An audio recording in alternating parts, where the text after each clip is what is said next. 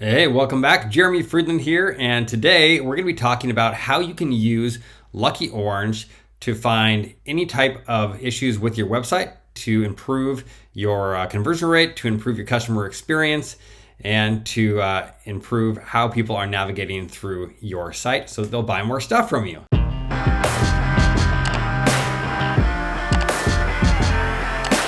So this is all by using Lucky Orange and watching how your shoppers are navigating through your website. So what the purpose is of Lucky Orange is to really view and see how people move through your site. The benefit to that is you can see if they're clicking on buttons that don't do anything, if they're having a hard time navigating through your product page or navigating from your home page to your product page, or finding particular products or finding variants of your products, or if they're just doing things on your site that don't really make any sense, at least to you, which probably don't make sense to them either. So if they're having a hard time navigating through your site, through different stages of your site, then your job as a store owner is to fix those things so that they can move more smoothly through your site and make a purchase faster. Okay, so hopefully that leads to more sales and higher sales as well. So I'm going to show you how I use Lucky Orange. We're going to be using one of my stores that I've just built. So there's not a ton of data on this store, but you'll get the general idea of how to use it and how to use the data to make decisions. So hopefully this video is about 10 minutes, and we'll make this quick and short for you, but to give you a great idea on how you can use Lucky Orange to benefit. If you don't have Lucky Orange installed on your website or some sort of other screen recording software like Hotjar or True Conversion, I would totally recommend that you go and do that immediately after watching this video, because you get a tremendous amount of insights. Okay, so let's go ahead and start off with the heat maps. Almost everybody knows what the heat map is, but if you don't, I'm going to show you in just a moment. So generally, I start off on my homepage. When I go into Lucky Orange, which I do about once a week, to look for any hiccups, to look for any data, you should always go into Lucky Orange with an objective, right? You shouldn't just be going in there aimlessly watching videos or going through scroll maps and stuff like that. You should really have an objective every time you log into Lucky Orange to say, hey, today I'm here to look for bugs. Today I'm here to see how people are navigating from this website to my website, from this page to a different page, how people are, why the conversion rate has dropped on my store. Maybe I can see what's happening, if there's any hiccups or any bugs. So you should really always be going into Lucky Orange with an objective. Okay. That said, let's go ahead and start off on the homepage. Okay. So I don't send people to my homepage, but people ultimately end up on my homepage one way or another. So whether that's hitting the continue shopping button or whatever, but I want to see how people are navigating my homepage and seeing if they're able to make it to the collections that they're looking for, based off of what's happening on the homepage. So you can see here, this here is a click map. Okay, so a click map is where people are clicking on the site, where they're clicking most often. Okay, so what I usually do here is I go through, like I said, this one only has 98 recordings, so there's not a ton of data. But if there were 1,000 recordings, then the data would be more apparent to me and I'd be able to make better decisions. But based off of what I'm seeing here, I can see here, I start off right here, and I can see this is the number 5 most clicked element on this page. Okay, so then I'm going to go down the navigation. I can see this is the number 2 most clicked element on the page. Okay, and then I can see that jewelry is the number 11 most clicked element on the page, and hats has gotten 0 clicks, where drinkware has gotten is number 12. So these are about tied here.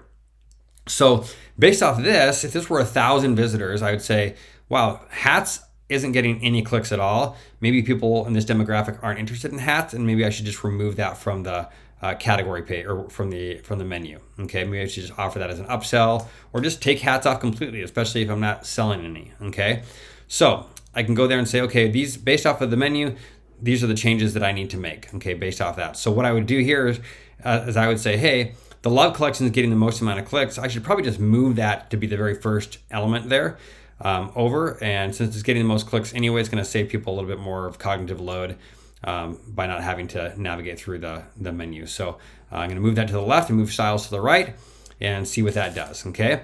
And I can see here people are clicking on this image a little bit. And I can say, okay, if hopefully if they're clicking on the image, that image, by clicking on the image, that's taking them to the collections page as well. Because if they're clicking on the image and nothing is happening, then they're thinking something is wrong. So you can see here, this banner is the #1 most clicked element on the page, this whole banner. So I better make sure that this banner is clickable so that they're going to a collection, okay? Now the shop collection page is the most, shop collection button is the 7th most clicked thing on the site. And then I can see here that these collections here, this is #3 for t-shirts, kids wear is #10, and this Tumblr is not getting any clicks right here. Okay, and I can go down here and see the footer is getting a little bit of action, but not a whole ton here. And these elements right here don't look like they're getting clicked at all. Okay, so you can make a bunch of decisions based off of that. You can see here, this whole element's getting clicked. That's getting typed into. This button's getting clicked as well. So that's really good. And you can see where the engagement is on the site. Now you can go to your heat maps and your scroll maps. And let's say you have a really long product page, or a really long home page, etc. You can see how engaged people are with your page by looking at the scroll maps. You can see here above the fold, 100% of people are seeing that, obviously. And as I scroll down, less people are seeing it, but not a whole lot less. Okay, still remaining red. So the color changes from red to blue as it cools down, obviously. You can see here, even to this point, 65% of people have reached the bottom of the website. So I'm happy with that. I'm happy with that number. That means that people, the majority of people are seeing the entire page, which means it's not too long, right? People are interacting with the entire page. So I'm definitely good with that. And you can do that with every single one of your pages. So if you see a particular product page, you can go into a particular product page and you can see, okay, these people are not interacting with this particular product page very well. I want to see what's going on here. Obviously, this is a 404 page here. So I didn't know that it's 404 page. So now within this, I'm saying, okay, this page isn't even showing up. So obviously I need to figure out what's going on with this product because it's not showing up in my store. So just by doing this right now, I've won something from this interaction. Okay. So now you can go into another one and you can say, okay, I want to go into this love collection and see how people are interacting with this particular collection. Based on clicks and stuff like that. So you can go in there and you can go ahead and just see how people are interacting with your collection based on that. So I can see here, people are clicking on this, people are going back to styles, the #1 elements, styles, they're going back there and they're going back home. So they're not liking what's in this collection. And so they're just going back to styles. We're going back home to see what else we offer. Okay, so that's a good indicator that maybe you need to switch some things around in this collection. Maybe they're not seeing everything, and maybe you need to move the t-shirts over and move the jewelry down, etc. Okay, so you can make those kind of decisions. So that's how you use the scroll map and the click map to make decisions on your site to see how people are interacting with it. What I like to do next is I like to go to the recordings. Okay, and in the recordings you can actually navigate this by tags. You can filter this by tags, okay? So you can see here I have a whole bunch of things that say, yeah, they visited. There's no time on the site, so they just bounced. But I only want to look at people that actually viewed a product. I only care about people that viewed a product, okay? So I want to go in here and I want to search for people that viewed a product but didn't add to cart, okay? They didn't add to cart, okay? So they viewed the product, but they didn't add it to the cart. So why did they do that? Obviously, there's a disconnect.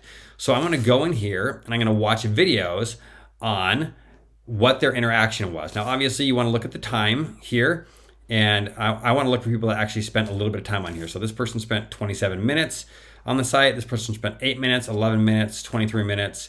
49 seconds isn't a long time, but it could still give me some information. You can also filter by time as well. So under activity, you can say 1 to 5 pages, 6 to 10 pages, medium, high, low activity, very high activity, etc. Okay, so I would go in here and I would look for recordings on how people are navigating my website. And I would go in here and I'd play this recording. So let's say I go in here, I can say they viewed the product, but they didn't actually add anything to their cart. So this person viewed on a desktop, and so I want to go in here and I want to say, looks like they viewed 7 pages. Okay, so 1 of 7 pages. And I don't want to play idle activity because I want to see and go ahead and see what happens. So I'm going to skip idle activity and see what they're doing on my site right now. So obviously they're just scrolling. they're looking a little bit. They're clicking on more styles on that particular design. They're going in there. They're looking for a color. Okay, they're checking out all the colors. And they clicked in some random area for some reason. I'm not sure why. They're scrolling down. Okay, not seeing what they want there. And they're just kind of messing with the product page and seeing exactly what's going on. So what I'd be looking for here is I'd be looking for an issue with them finding the right size. So you can see here, now I'm seeing this right here. Okay, I'm actually gonna go back to this. Oopsie. I'm actually gonna go back to this really quickly. And I'm gonna say, when they did that, when they went to page 2, okay, and they're going through here, they're going there, they're clicking, they're finding their product, they do a little bit of scrolling, okay? I want you to pay attention to something. This is a bug, okay, on my site. So they click a different variant, and now it's saying unavailable, okay, on the button. But they go back to the other variant that they were on. They go back to the other variant that they were on, but the button still says unavailable, even though the product is available, okay? So now they're thinking, even though they already chose that product and it was available, for some reason, there's a bug on the site that said that that product is now unavailable. So these are the things, so obviously they're not gonna buy this now because it says that we don't even have it. So these are the kinds of things. I love that I watched this video too with you guys, because this is my first time seeing this particular video. So this is key to finding things on your website, right? So these are the kinds of things that you are looking for on your site to fix, and making sure that the user experience on your site is the best that it can possibly be. Because if this kind of stuff is happening on your live site and you don't know about it, you're missing out on a ton of money, especially if you're driving a lot of traffic. Imagine if you sent 500 people to this page and this happened to every single one of them and you're not getting any purchases, and you didn't take the time to install Lucky Orange and look and see what's actually happening on your own website. This could be a huge loss for you. But if you caught it early enough, it could be a huge win as well, okay? So I hope that you found this video helpful. If you don't have Lucky Orange installed on your website, like I said, go and do that right now. Start checking out videos at least once a week with an objective of looking for a bug or looking for a fix or looking for how people are navigating on your site to see how you can improve your customer's journey. If you found this video helpful and you would like to work with BGS to help build, grow, or scale your e-commerce store, then please go and visit us at workwithbgs.com. That's workwithbgs.com, and we'd love to talk to you about how we can help you out with your e-commerce business. Take care, and we'll see you on the next one.